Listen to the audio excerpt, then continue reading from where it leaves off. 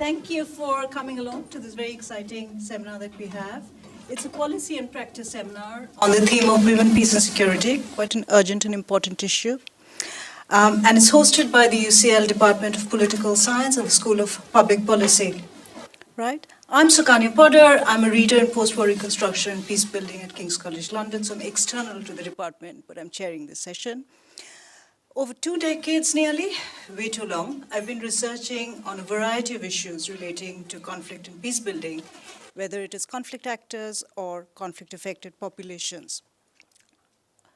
On our panel, our special guest today is, of course, Helena Carreiras, who was the former defense minister from Portugal, but she's also a very established academic, a sociologist who looks specifically at the issue of gender and armed forces.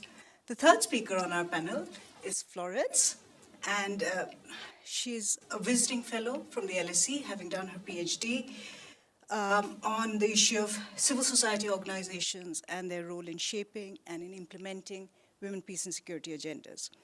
Florence is also working with Safer World with their WPS help desk. And in terms of the layout of today's panel, I just want to quickly reflect on the core issue. We all know that women play a very critical role when it comes to conflict as participants, both as active and passive actors, right? But they are also critical when it comes to peace processes, and whether it is as mediators, whether it is as peacemakers, whether it's in terms of conflict negotiations, or broadly in terms of supporting peace building, women are critical to peace. And more quantitative data and qualitative research is pointing us towards the inclusion of women and young people in peace building. But at the same time, there are critical challenges that we face in 2025 and looking into the future in terms of how do we advance, women's important role, both in peace building and peacekeeping, and ensuring that there is gender equality when it comes to women and their role in the armed forces, right? So it's really important that we have this conversation, and Maria Helena Carreiras, of course, will give us her views, on these issues of gender integration across a range of Western democracies in the NATO alliance, for example. So the first 10 minutes, we hear from Helena about her experiences, diverse experiences. The next 20 minutes, we have a couple of questions that Helena and I discuss on. And then we have a panel of 3 of us speaking to more specifically a couple of interesting questions on gender and peace building and conflict broadly. Okay, we open the floor then for Q&A for 30 minutes. Just to be clear that this is being recorded. It's going to be posted on YouTube, on the department's website and YouTube channel. There'll also be a podcast produced. So if you are speaking, you will be recorded. So if you want to speak, that's great. Right? I think I've done all the housekeeping carefully. Should we start, Helena? All yours. Well, first of all, thank you so much for inviting me to come. It's really a pleasure to be back with students. I spent a few years out of academia, so now I'm doing managerial work, administrative work, more or less, as a vice rector of my university. So I like being with students, being with audiences, and sharing some of my experience, my work, my ideas with other colleagues. This is also very, very important for me at this point. So I've been studying the military all my life. I think this is why they invited me to become a defense minister, especially from the point of view of the relation between society and the military. So a sociological view. I studied specifically for many years, I won't say how many, the topic of women in the military. Started in Portugal, then I went for a more comparative international perspective, comparing the integration of women in NATO countries. That was my PhD. And then I did a variety of studies regarding women's participation in peacekeeping, but other topics related to the military and international security. Also peacekeeping in general, organizational issues, public opinion in the military, civil-military relations. So this is what I've been doing. And with regard to what I was asked to talk, women, peace and security, this important agenda that was born out of the approval in 2000 of the resolution 1325 at the Security Council of the United Nations. You might be aware. It's an important agenda to basically raise awareness of the importance of involving women, having women participating in defense and security at all levels, overcoming the absence of women there, and most of all of a gender perspective in security and peace building, peacekeeping, and all those security dimensions. This year, is this, or last year, is this 25 year, well, it's been 25, is this year, of course, 25 years of the agenda, of the resolution. And it is more important than ever to talk about this resolution, even though the climate is not positive to talk about gender in general. But why is it important?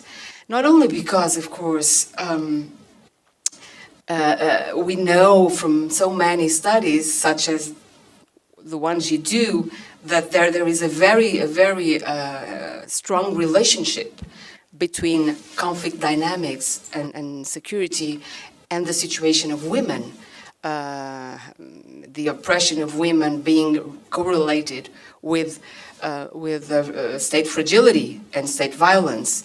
Valerie Hudson is one of the authors that did so many studies that are showing this strong relationship. So we need to acknowledge it and understand what's happening in the field when we are managing conflict and developing peace processes. The second reason is because there are still inequalities which are surprising after so many years of trying to fight inequalities regarding, and I will speak about the participation of women in the military or the gender dimensions in the armed forces more than all the other layers and dimensions of the resolution, okay? That's only because I've been working on this more. And there are inequalities that, from the fact that they are a minority, they are still a minority, and changes have been very slow. In most of the countries, I mean, the percentage of women in armed forces or police forces is between 0 and some 20% or so, right? So it's been really slow. NATO, for instance, a group of countries where, you know, women have been participating for a long time, is 15%. But also women are segregated in traditional occupations. They are not sharing power structures as men. So statistics testify to this persistent inequalities.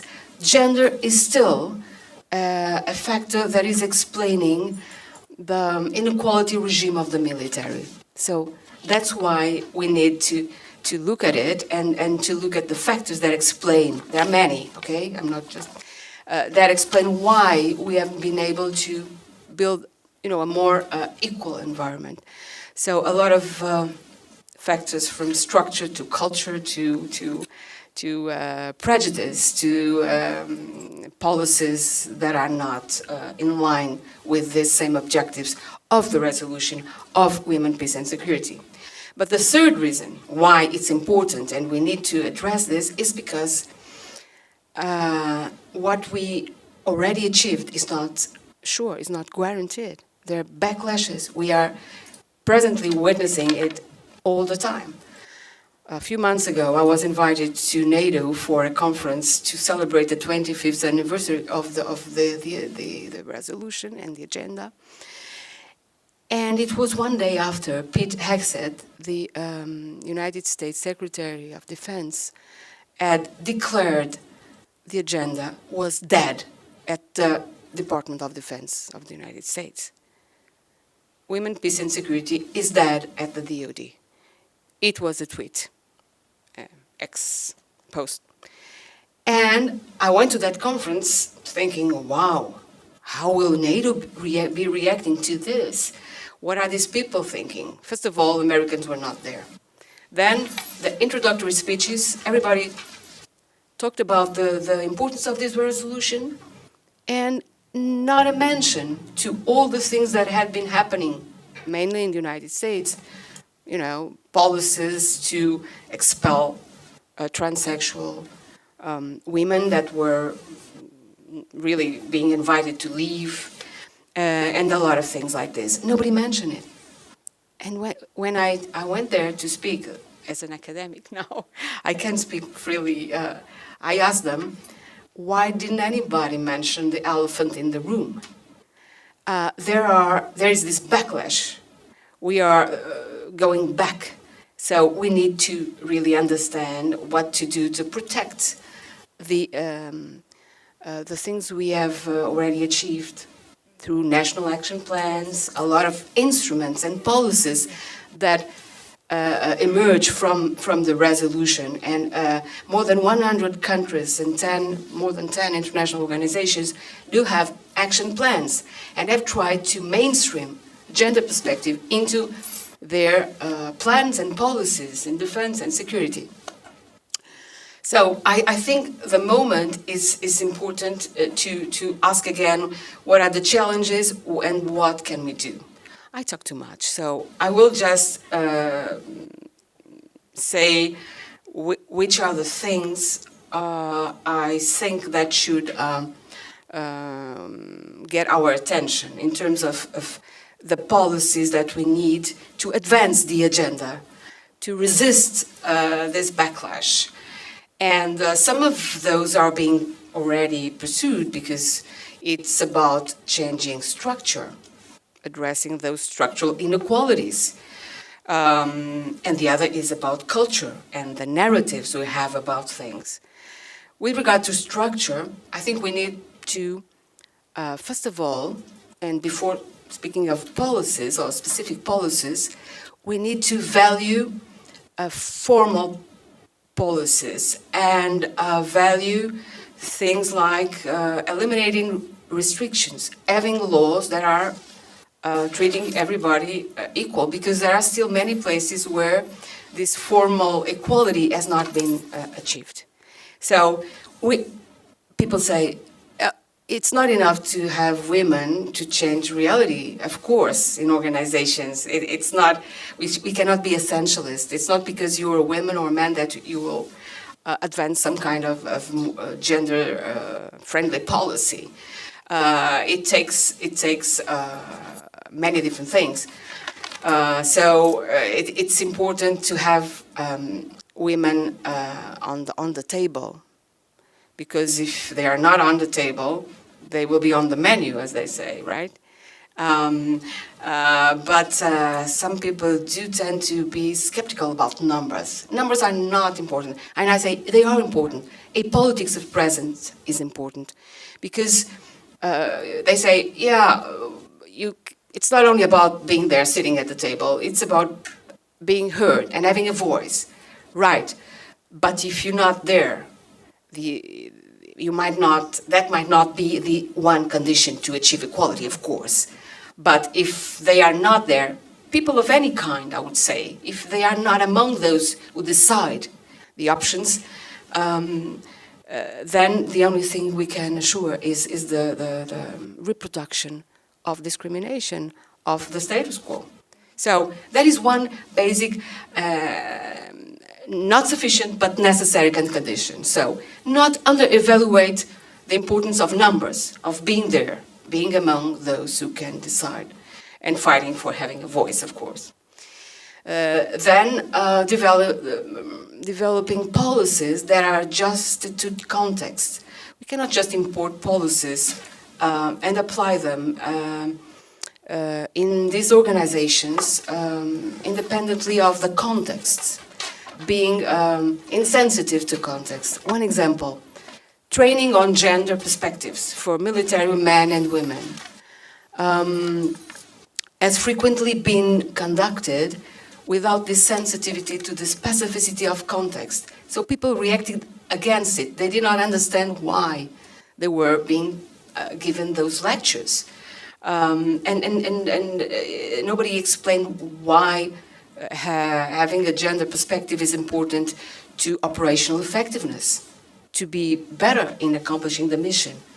And so training should be designed in order to be sensitive to the concrete context, specific context. Also, of course, face the structure of incentive. Some people say, oh, but women don't come, because it's not because that we don't have the policies, that we don't want to attract and retain more women. It's because they are not looking for this. There is a social pattern of inequality in school vocational choices as well. There is drawing women away from technologies or from engineering. That has evolved, of course, but still there are differences. And I say, okay, but if this organization believes you need the talent of everybody, because they do, and they know they do, to accomplish the mission, that has become even more complex and really needs the variety of skills and competences and abilities of all kinds of people, then you gotta get them. Go get them. It's a perfect point. And I would go on. But No, really, it's such a fascinating space to talk about these issues. yes. Yes, thanks. This is the perfect moment to ask you this question now. But do you think that these institutions, militaries, defense organizations, armed forces, that they can genuinely, authentically be gender transformative in their work? Because all the issues around decision making, around leadership, around voice, around inclusion, these are really powerful and important issues. But then the culture, and you've written about, the values and culture of gender and how that shapes militaries, whether they are out peacekeeping or within their own countries in domestic environments. Would you like to elaborate on that, please? Well, I think they can. One of the things I think it's important is to change our narrative, not only on the fact that most narratives about the inclusion of women in peacekeeping have been based on the stereotypes. So we have gone back to narratives that justify the participation of women in this type of missions because we need them due to their peaceful, conciliatory, gentle nature. The same reasons we said that in the past we don't want women, then we started to use those arguments again to bring them in. And that is having a perverse effect. So the narrative, there is a problem. There is a problem with the gap between policies and the reality, but there is a problem with narratives as well, and that's one. But to go to your question, there is also the need to build a narrative that underlines how much this type of institution can be an ally in the quest for equality in society. In fact, the military, believe it or not, have been institutions that were pioneers in racial integration in the United States before other institutions did. And they also did rather well under certain conditions in some places where political environments were favorable and they were precious by societal institutions and feminists to equality, then they were able to integrate better than places where that those same democratic pressures had not been felt. And they can do that because of these characteristics of hierarchy, discipline, obedience. That's exactly because they mandate inclusion. That inclusion sometimes is possible. People respond positively to a policy that comes throughout the hierarchy. And once you meet the other, you change your mind, or you might change your mind. Of course, I'm not saying that this is like this all over. There's not one pattern. We know about sexual harassment, sexual violence, about sexist culture that also exists in these institutions. And that's why we need policies that also confront those disincentive structures, I would say. But there is a potential, a positive thing that we can use that has the potential to transform and to change.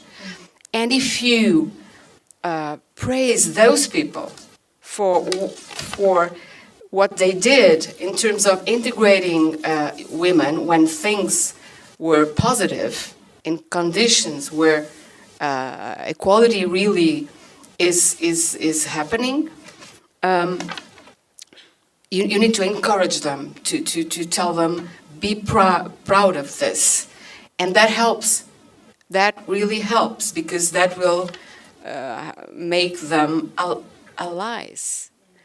Of course, I cannot say that this will be universal, but the military is a very special institution, depending on what kind of policies we develop, of course, what kind of civil military links there are that will help that transformation. Good things can happen there. Picked up on the important word, civil military. You keep reminding me. Thank you. The clever word now is civil military, because I think we need to focus on that very important interaction. Now, Helena, you have had that experience of working in academia and then serving in a political role as a Ministry of Defense. And you've also written a lot around peacekeeping, and you've done research, primary research with peacekeepers, with Portuguese peacekeepers in Kosovo.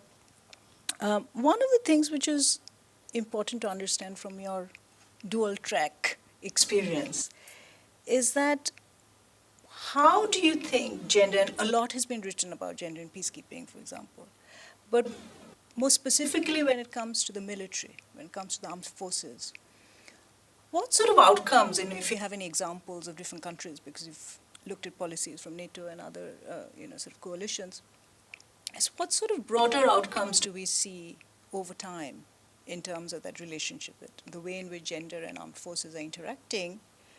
What are the outcomes when it comes to post-conflict reconstruction, when it comes to peace building, rebuilding, these big issues that NATO and US and other countries have been involved in difficult parts of the world, whether it's Afghanistan or Iraq? We tend to forget. We have very, memories which are short span. So we are forgetting those things because we have other Ukraine and other important issues that are now becoming, whether it's AI, whether it's China, whether it's Indo-Pacific, the language is changing. But there's a lot of experience that we need to kind of remind ourselves about this interaction between gender and armed forces, and what sort of implications that they have, over the years in terms of peacekeeping and post-conflict reconstruction. You obviously cannot summarize all of this, but important things that really highlight, some of your experiences. Please. Well, peacekeeping contexts are specific contexts, but what happens there sometimes in terms of gender dynamics really reflects what happens in elsewhere in the institution. And one of the things I think that still happens is the effects of tokenism. Tokenism, a process by which women are considered examples of their category more than independent individuals. That happens with minorities in general, but having this gender status attached is also something that's always happening. So whatever you do, your performance is judged by your category, and so there are many constraints when you are, especially when you are a minority, as is the case in all these contexts. I'm not going to, but I think it's important to say this because the effects of tokenism, the negative effects of tokenism, it's a whole theoretical discussion. Some of you might be aware of that, but I won't go into it. But it's the excessive visibility of these women do have provoke a lot of performance pressures. Social isolation due to the heightening of barriers on the part of dominance, and what Cantor called encapsulation because of stereotyping. You get stereotyped. You are, and this is still happening. I've witnessed it in many of those contexts, and then I studied the way how people reacted to this type of dynamics, tokenism dynamics, and in many different ways. And I created this typology of women's responses to these situations. And then I found myself being one as a minister, because I was also experiencing this token situation. But of course, the way things happen depends on context, and operational contexts and mission contexts are combat contexts, are really much more difficult from the point of view of integration than regular 9 to 5 work contexts. And in these institutions, you have a variety of professions, a variety of interaction contexts, where sometimes it's easier to face the effects of prejudice, of these cultural ideas about masculinity that have been so important for the identity of the military. But I see them working all the time. But more and more, I think the military are also aware of why gender is important. I always remember the example of Sierra Leone, where in a process of demobilization, disarmament, and reintegration, women were kept out of the policies and the entitlements. So they were the women that had been fighting alongside men. There were a few, but then they became angry. They became disenfranchised totally, and out of the country. They created militias that then attacked also. So forgetting gender in this type of context has consequences. And I think there are many, many studies that have shown how important it is to have this diversity of experiences.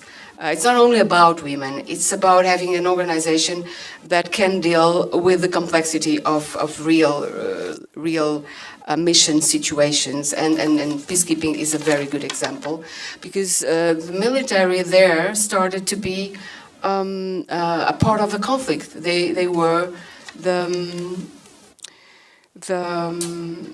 how do you call, in a play, there is the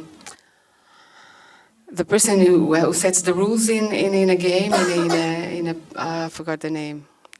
The referee. They became the referee, you know, and that is a total shift from a traditional, more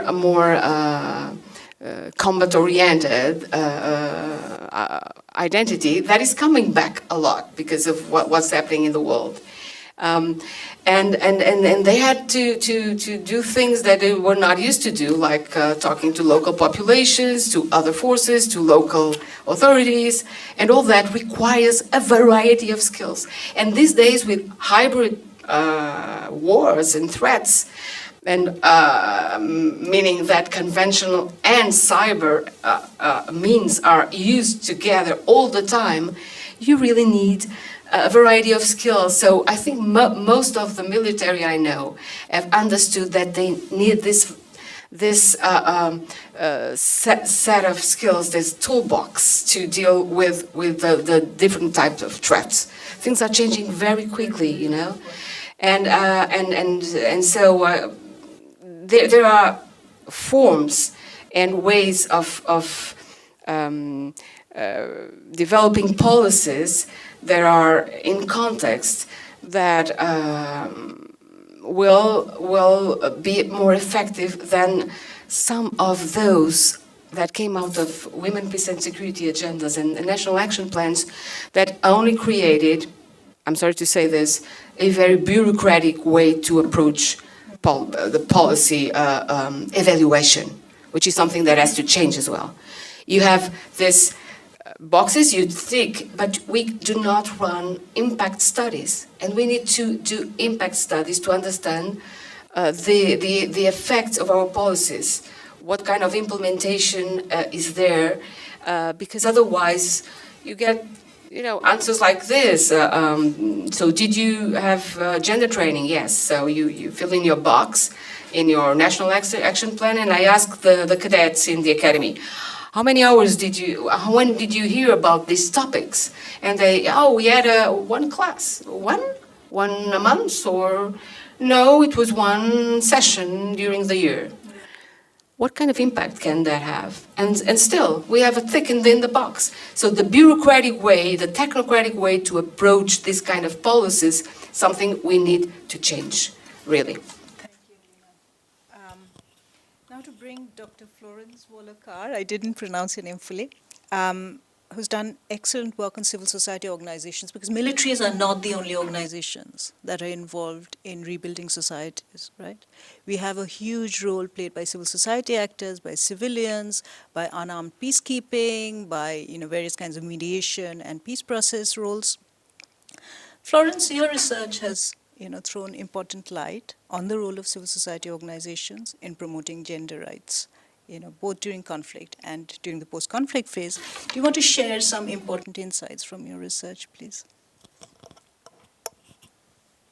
Thank you. First of all, I think it's really important to recognise that there are different actors in the WPS ecosystem, as it were, and they come with different perspectives and different priorities and different understandings and interpretations of what WPS is and how that works in practice. And I think that goes to some of the challenges of the implementation of WPS, because a lot of the civil society organisations that I work with in my research take feminist transformative approaches to WPS, which is often in opposition to many institutions' engagements and understandings and implementations of WPS.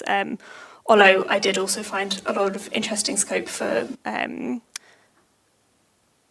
relationships between institutions and civil society. But to your question, in terms of what's the role of civil society organisations in conflict and post-conflict situations, civil society organisations have often been working with their communities, with marginalised communities within their communities for a very long time before, say, conflict erupts, or across a number of different conflict cycles. So civil society organisations often have historic knowledge, relationships, networks, understandings of regional conflicts, of local conflicts, and of national politics, which is central in interventions, particularly if we're talking about conflict prevention in the first place. Women's rights organisations and women-led organisations are key actors in upstream conflict prevention and working on early warning systems, for example, as well as community cohesion. And often civil society organisations take the place of the state in service delivery. Now that we can debate about whether that is the right role of civil society organisations, but is the reality that a lot of them are functioning in. So, for example, in my research, which covers the UK, Lebanon, and the global multilateral site of the UN Security Council, civil society organisations were a key actor for accountability and delivery of both kind of upstream conflict prevention interventions, as well as responding to and emerging crises, both in terms of service delivery as well as kind of longer term. Thank you. As well as longer term social cohesion. Can you hear us? Yeah. All good? Yeah, I think it's fine. Great. Where was I? Yeah, civil society organisations play roles, integral roles in communities across conflict cycles. That's not to say that civil society is homogenous though, and I think that's a particularly important note in the current global political environment. And I think we're going to speak a little bit later about kind of partnership approaches and the role of civil society in working with institutions. It's important to understand that civil society, are not all working towards the same goals. For example, civil society organisations have been incredibly organised in the anti-gender movement and are very well funded and connected to actors. For example, in the global multilateral space of the UN and the UN Security Council have worked very hard to kind of counter progress and push back language on topics such as sexual and reproductive health and rights, LGBTQ plus rights, etc. So when we're talking about civil society, there also needs to be nuance in our understanding of what civil society is and how they work. And that kind of circles back to the point that I was making at the beginning of the intervention about the diversity of actors within the policy ecosystem of WPS. The other question I think which is worth reflecting on, within the civil society space is, as you said, it's not a homogeneous entity, right? But there are, of course, certain organizations which are extremely extractive, yes, and which can piggyback on thematic issues that are being funded, let's say, by the UN Peace Building Fund, and what we call briefcase NGOs, which are less altruistic in terms of building peace, but more profit-oriented. And even with large NGOs, I'm on the board of one large NGO myself, and I can see the inner workings of civil society organizations and the kind of difficult questions that they need to ask themselves. Try again. And the difficult questions that they need to ask themselves, particularly in terms, in light of all the funding cuts that we've seen. But when it comes to the gender space, can we, and both of you, can we look at this distinction between organizations that were genuine and authentic and really trying to do gender inclusive work in the space of rebuilding societies, and organizations which are actually making it worse? And how do we navigate that? Go ahead. I think that's a really important question, and one that the civil society sector more broadly has been not asking itself for a very long time, and finally seems to be grappling with some of these issues. There's been, the turn to localization, the turn to decolonisation in the sector, but actually in reality, what does that mean in practice for how this work is done? And there's still very central hierarchies within the civil society ecosystem in terms of who is seen as a legitimate knowledge producer, who is seen as being able to access certain spaces, what regulations are there to access those spaces. And I think this hierarchy is particularly present, as you mentioned, with the role of INGOs. And INGOs acting as an interlocutor between UN agencies, global WPS spaces, we can talk about place, space and definitions of those things, and grassroots, authentic civil society organisations.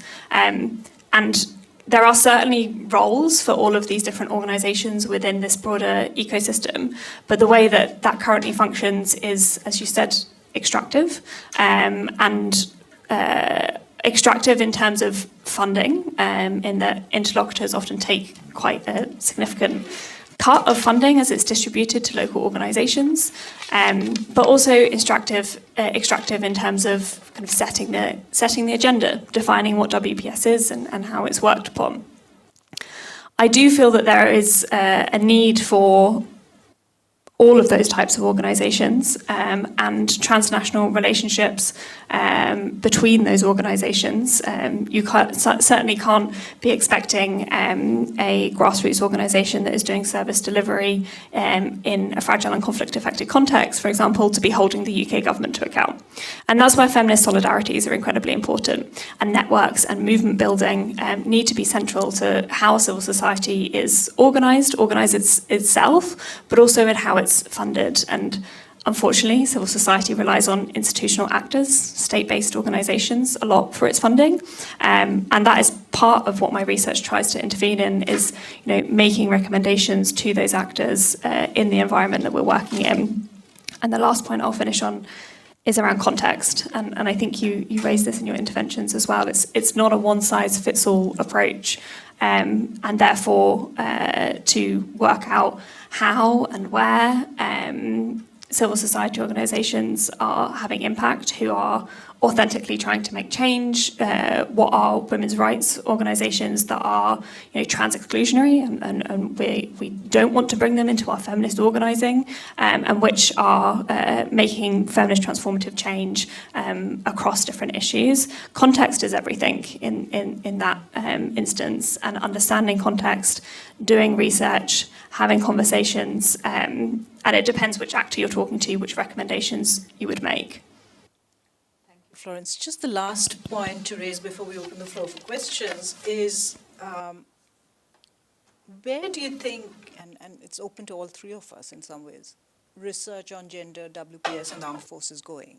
Where do you think the trend is, but also where there is a need for future research agendas to focus on?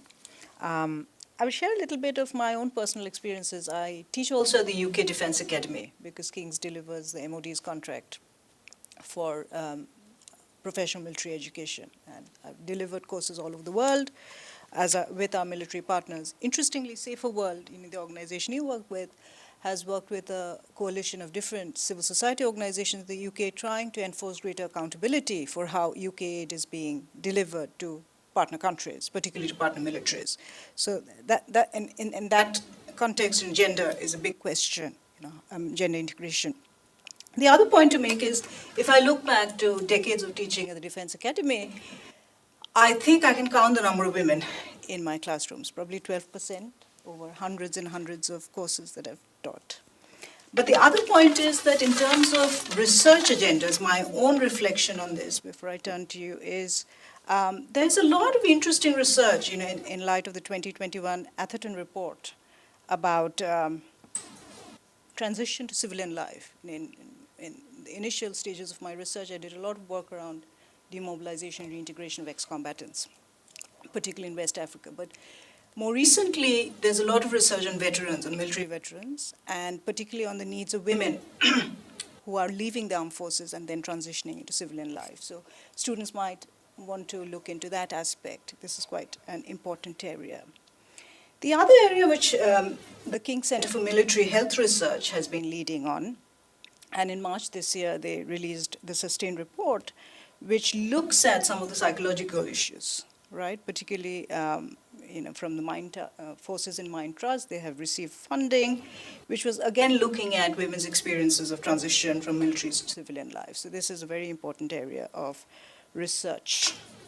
The other thing is, Anglia Ruskin University has also been looking into the health and well-being outcomes of female veterans in the UK. We have a lot of research on US veterans, particularly post-Iraq and post-Afghanistan.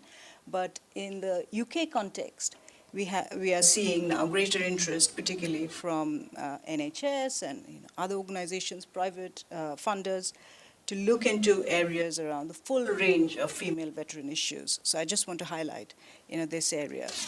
Helena, in terms of your work. Yes. I think there are three areas that really need our attention right now. One is monitoring the backlash. I think we need to be very, very attentive to what's happening in terms of the effects of all these narratives that are questioning gender equality as a societal goal, and are criticizing multiculturalism and all the effects of these new discourses that are all around us. And so we need to understand what damage is this, because I believe it is a damage, it's a value, but to what we have achieved. The second thing is try to develop a bit more studies of impact. All the organizations have their plans, but to what extent can we really provide accurate information on the results of our policies? Sometimes we don't have that information.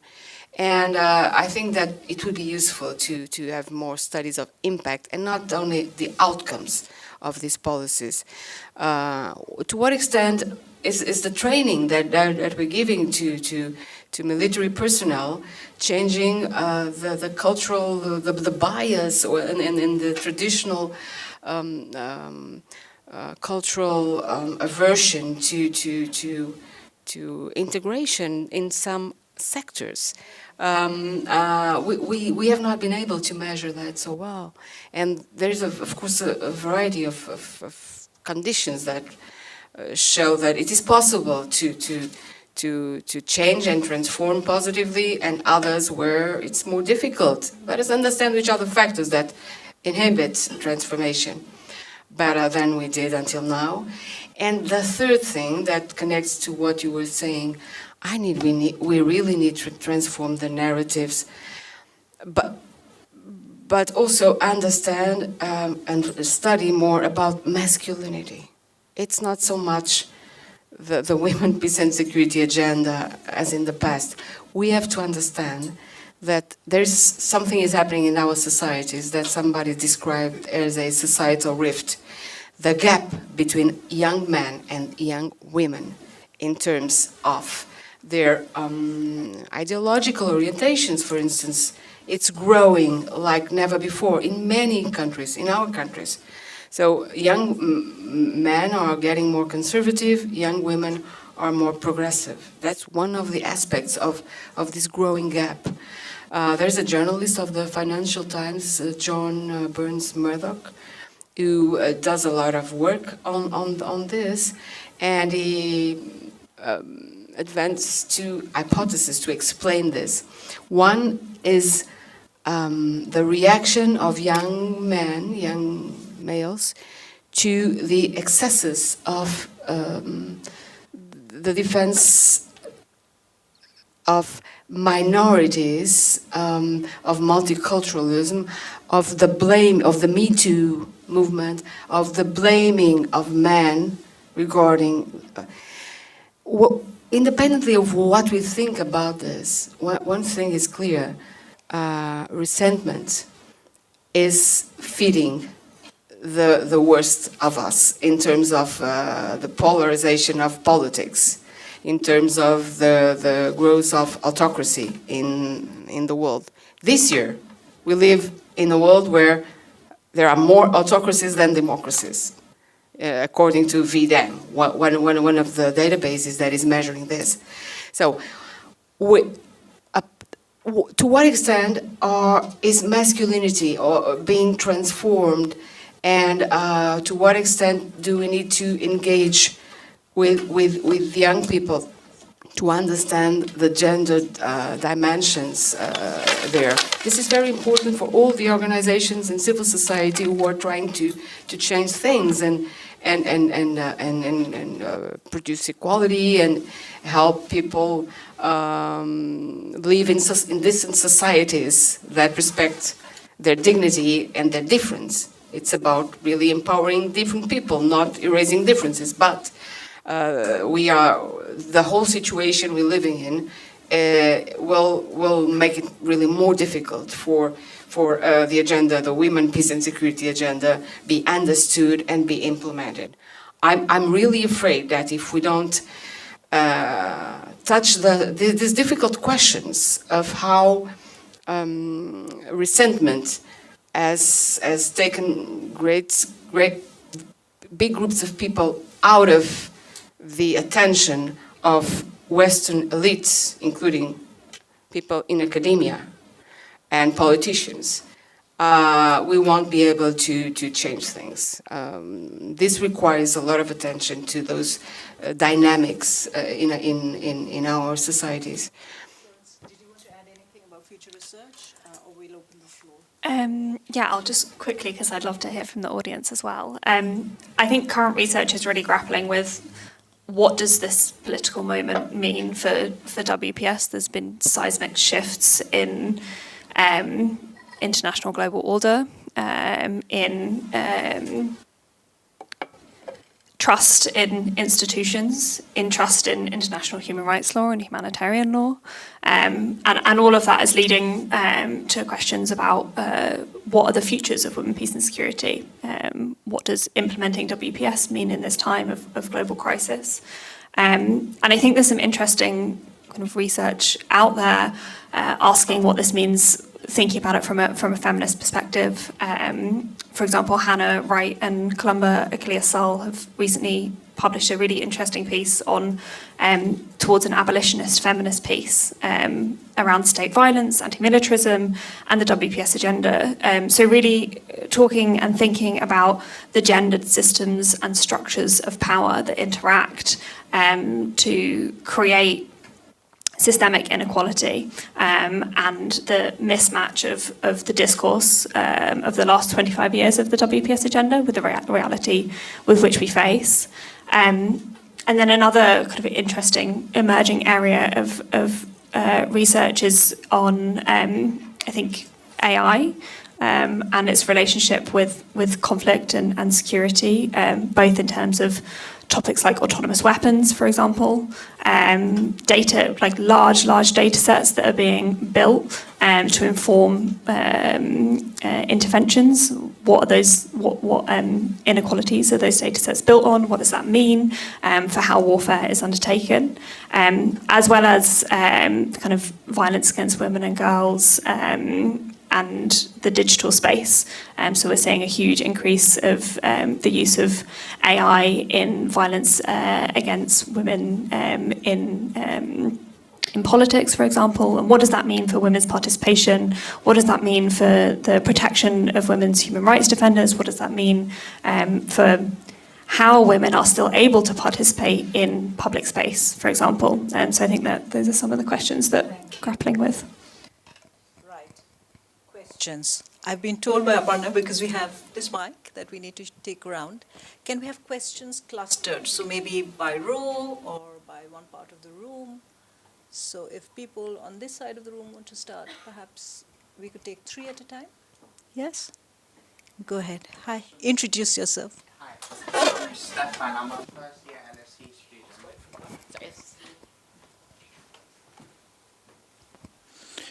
It's a question for Helena. Do you think women can have a larger impact and be more effective in roles for intelligence, such as security services, compared to the military directly? Because a lot of foreign policy is dictated through the intelligence services. That's a good one. Yeah, we'll take a couple more, 2 more. Do you want to go? Thank you. So I'm Jacob. I'm actually from the defense industry, and I'm really interested in, do you get greater success when integrating women into existing structures, or when building new structures that acknowledge the unique experience of women within defense?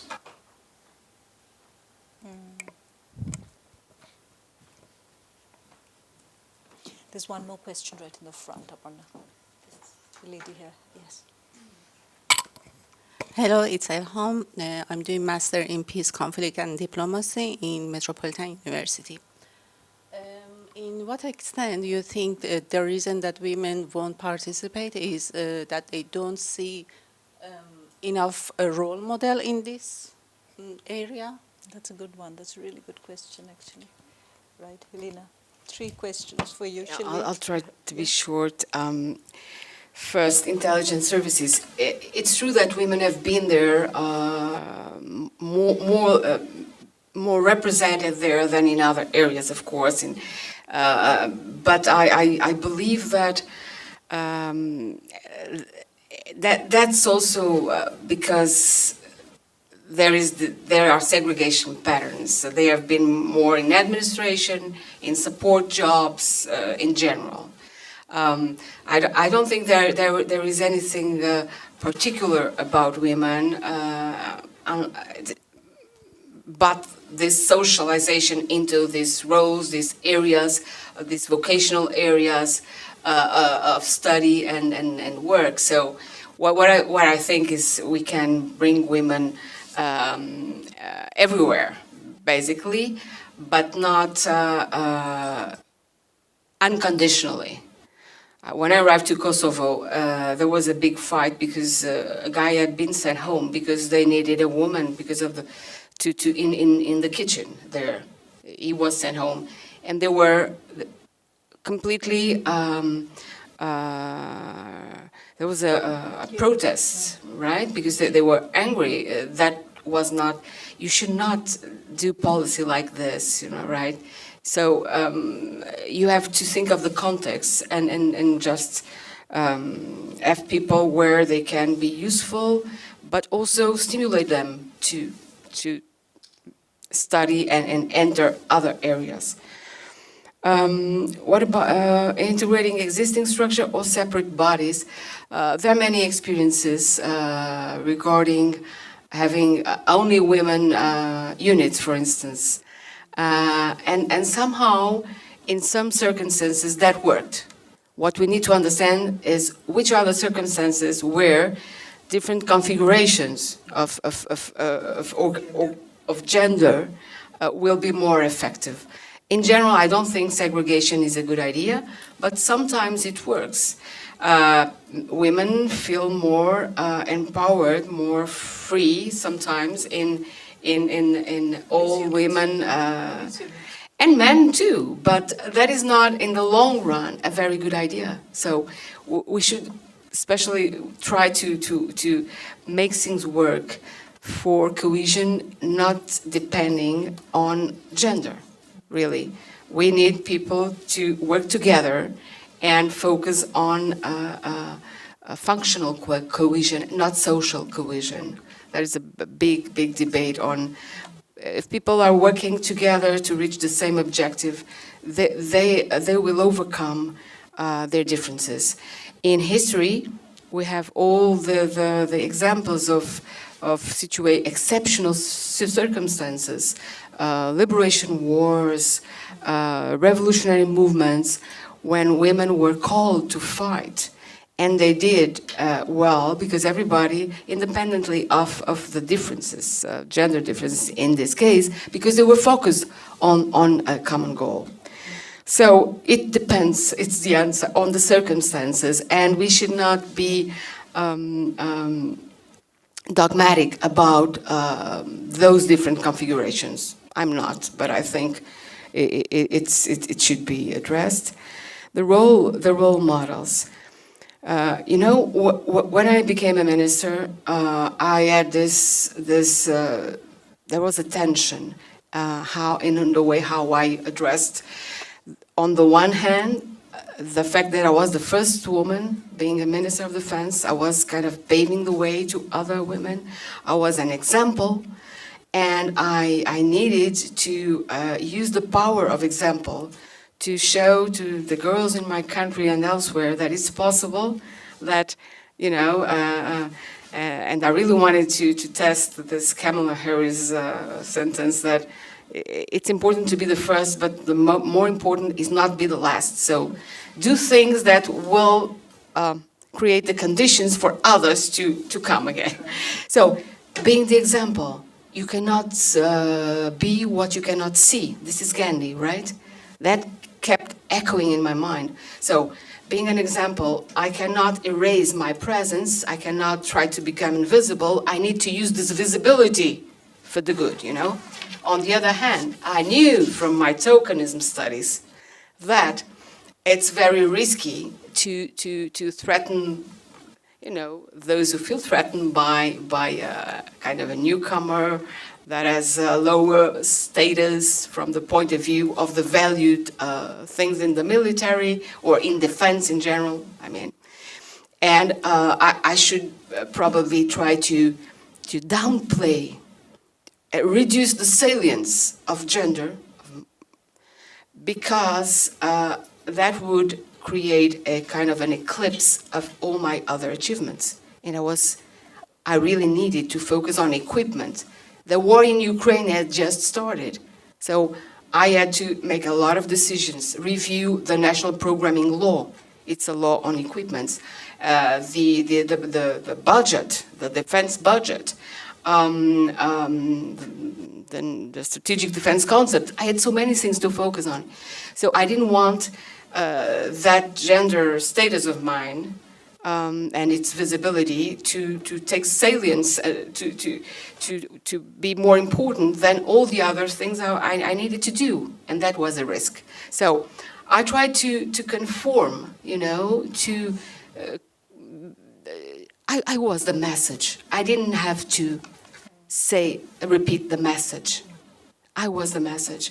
So what I tried to do, and this was important, being a role model. So it's important to have role models, but more important is to mainstream gender throughout all policies, recruitment policies, retention policies, revision of physical assessment criteria for the military, international agreements and international cooperation always align on women, peace and security.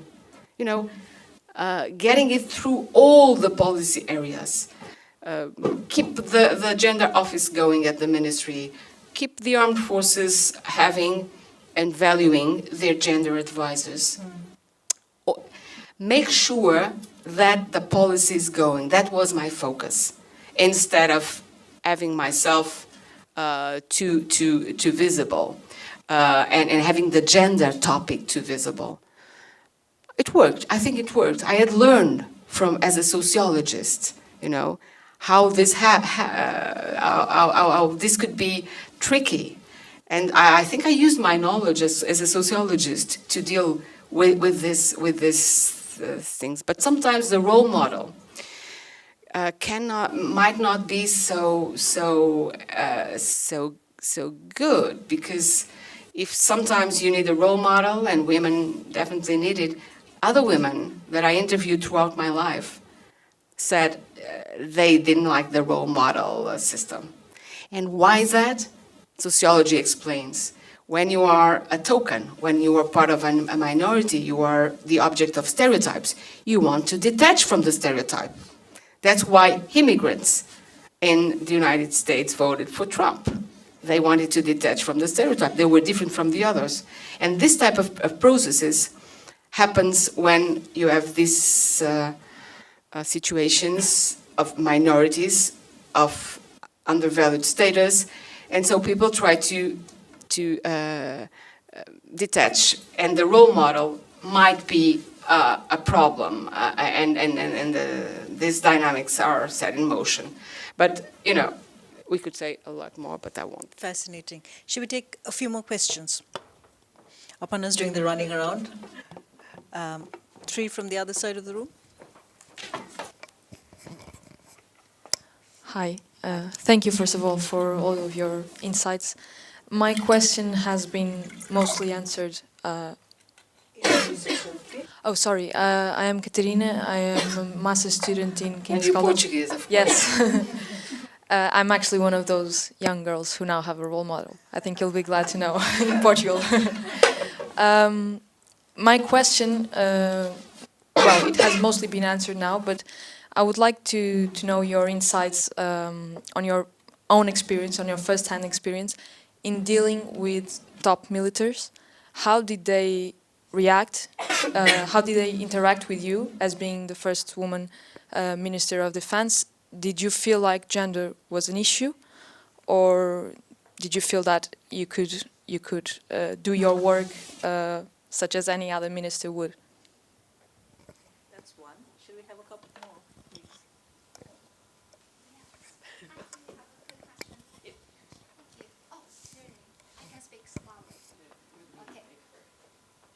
Hello, this is a quick question for Helena. Thank you for the time. And I do love your presentation.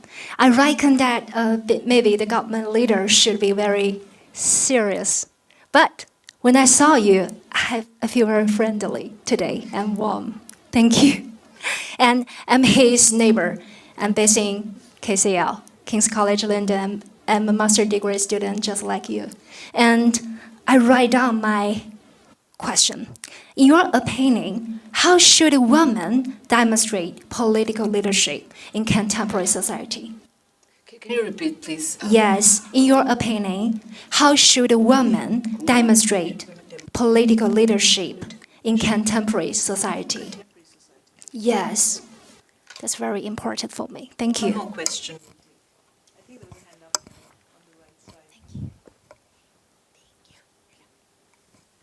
Hello, I'm Patricia. I recently finished a Master's in Security Studies here at UCL, and I was just really interested in that kind of mismatch you were talking about between the institutional approaches to the WPS agenda and then very different realities on the ground, especially in the light of the cultural backlashes against feminism.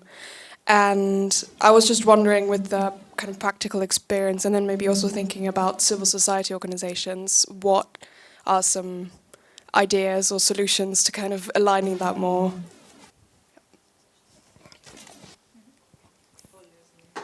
No, the last one, I think Florence can help a little bit. Okay, Katarina, and my interaction with the military, everybody asks that.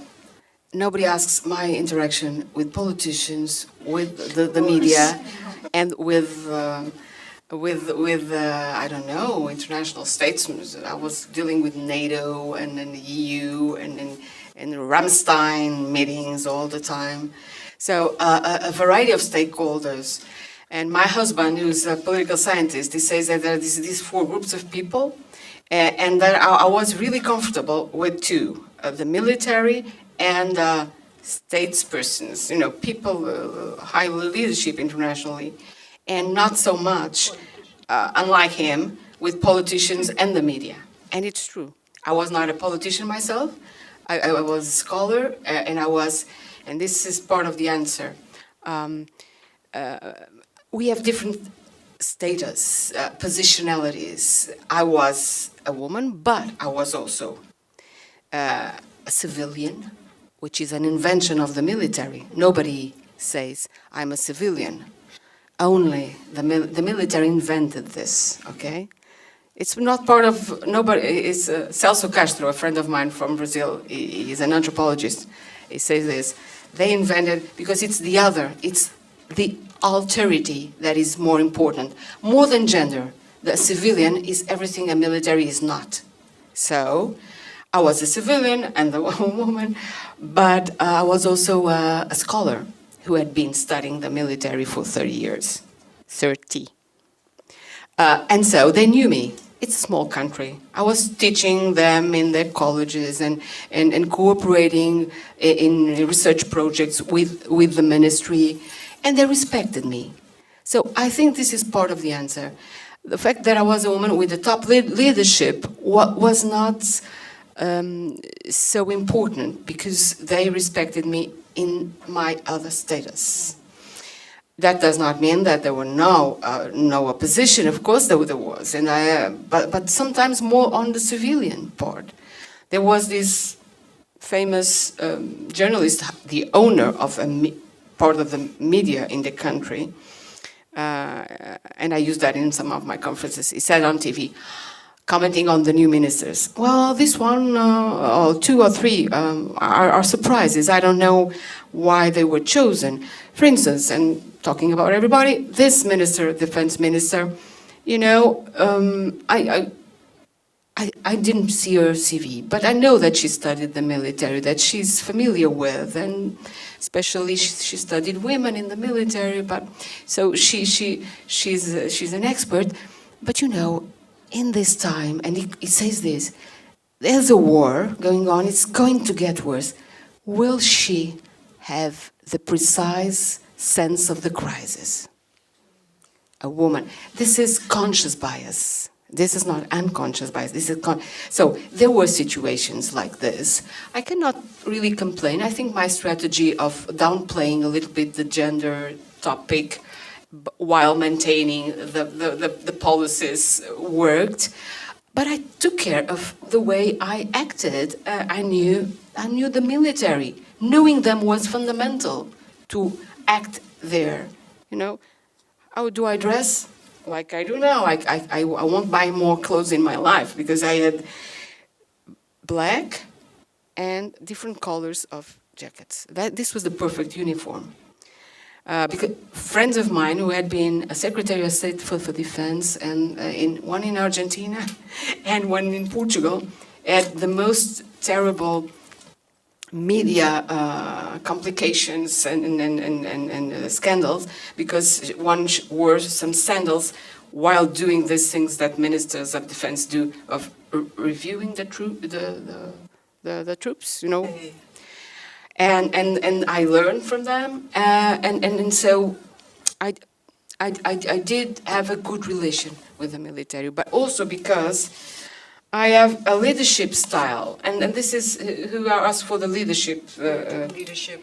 Yeah. Contemporary society. How can a woman? I don't know if it's because of you are a woman, but that is part of your identity, and it really mixes with your other status. And sometimes there's a major status that is activated depending on context. Whether being a scholar, respected scholar, hopefully, or being a civilian, or just having a certain style of leadership that is not so authoritarian. I have a very participatory style of leadership, but with the military, we know that either you frame the situation or they will try to frame it for you. So I was totally aware of that. So I tried to act. Just a very, very short story. I think it's a very good one that explains what my style of leadership was. There was a National Defense Day, 18-year-old young people in Portugal, they go and visit, compulsory, go visit one unit. The next day or 2 days after, it was in one of the islands in the Azores, and there was a ship of the Navy there to receive them. And 2 days before, the group comes and tells me the Navy is saying they cannot have the ship there because there is an operational necessity, and we had 300 kids there. And I called somebody there, a very important person there, said, what happened? Madam Minister, we have an operational need, so the ship is needed somewhere else. They were waiting for money from the finance minister is a big problem to all ministers, and I was trying to deal with it, but they were trying to confront me. Either the money comes or, and I said, some of my male colleagues before me, predecessors, they would act very manly, like, but I am the minister, and the armed forces in a democracy are subject to civilian power, so you have to obey. I did not do that. What did I do as a sociologist that known the military for many years? I told him, Admiral, I will not say a word about your operational decisions. That is up to you. I'm the minister. I do not know about your job. You do your job, I do mine. But one thing I'm going to tell you, that is lack of professionalism. Shh, where it hurts. Because being professional is what the military really care about, and it's okay that they do. That was bad planning. Again, shh, you did not plan well. There is no big emergency, otherwise I would know. I am the minister, right? So, whatever is the need, the operational need, and the mission, you should have planned it before. You were not professional. You're right. I think I framed it instead of the reverse. And he went back, half an hour later, he calls me again and he says, well, apparently we can have the ship there for part of the time. And thank you very much, Admiral. That's it, you know. I did not confront him on gender ground. I couldn't, I wouldn't, of course. But being a sociologist, knowledge is very important. Knowledge and political action. Sometimes the rhythms we were commenting on this, Florence, are so different between the production of knowledge and its application that things cannot really work as we would like them to. But it's important to use the knowledge available.